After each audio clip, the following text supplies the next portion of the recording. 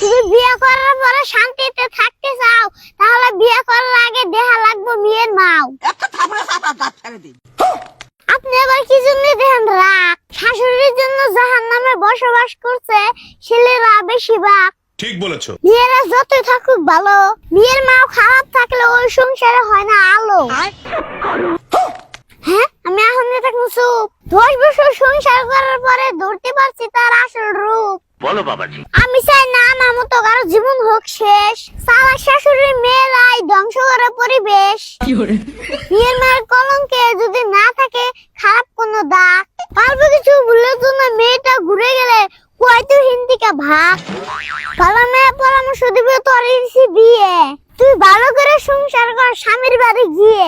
যদি মেয়ের মায়ের কলঙ্কে থাকে দাগ, আর যদি হয় অতি চালাক, তাহলে 2 বছর মা হলেও দিতে পারে তালাক। একটা থাপড়া চাপা দাঁত ফেলে দিন।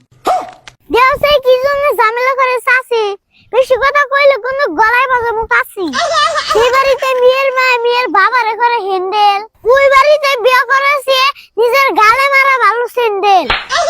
তার মানে কি বুঝতে পারছেন? মায়ের আচরণ মেয়ে পায়, জামাই বাড়িতে মায়ের মতন মাত বাড়ি করতে চায়। মিথ্যা কথা, আমি বিশ্বাস করি না। এইবার কি বুঝতে পারছেন দুনিয়ার মতি গতি?